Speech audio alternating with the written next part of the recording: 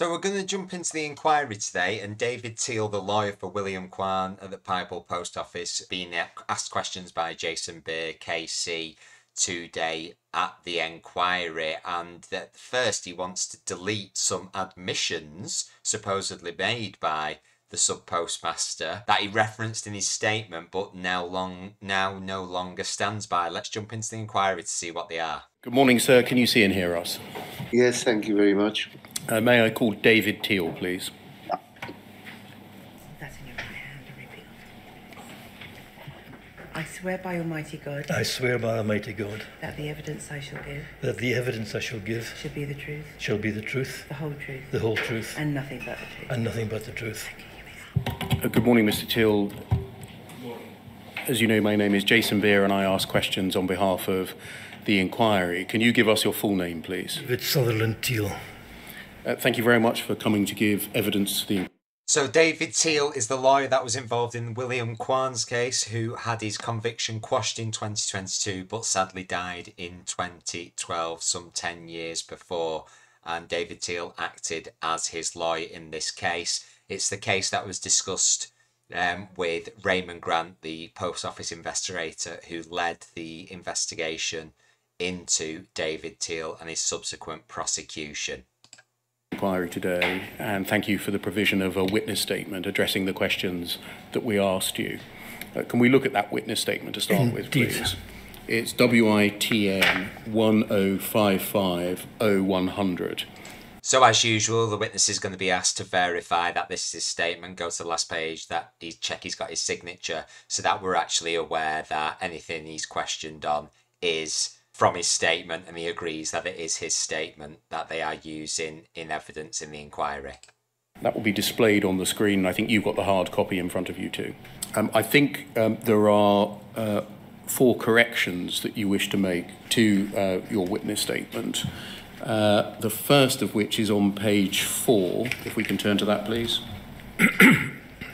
And 4 lines in, do you see the words a list of productions? Yes. Is there an amendment that you would like to make to those 4 words? That to be deleted. Thank you. So we can understand the effect of that.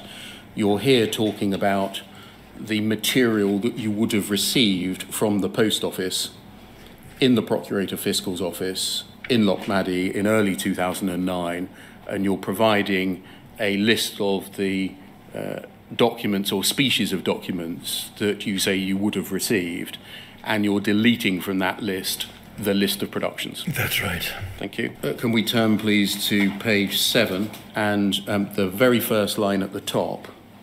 You're addressing the sentence that was passed upon William Quarm, and you say that he was sentenced to 150 hours community service, and you say reduced from 2,000 hours for a guilty plea. Should we delete one of the zeros? Correct. That's just a typo. Correct? Correct.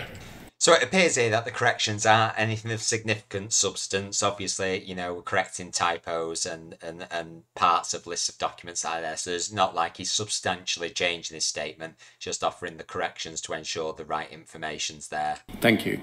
Do you see the third line starting, it would have been difficult? Yes, I do. And then the 9th line ending with the words previous years.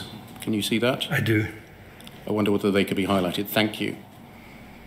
Is there an amendment that you wish to make to all of the words between the 2 highlights?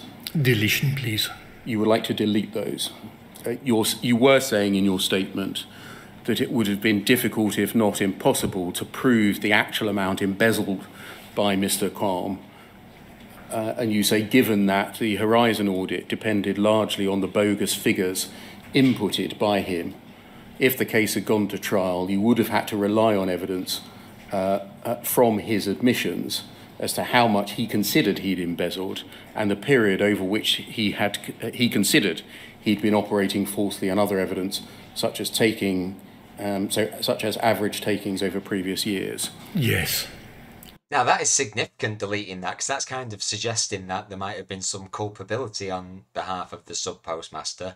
He doesn't just want to amend that, he wants to totally remove that, so maybe some new information has come to light. That's a significant change. Why do you now wish to delete that?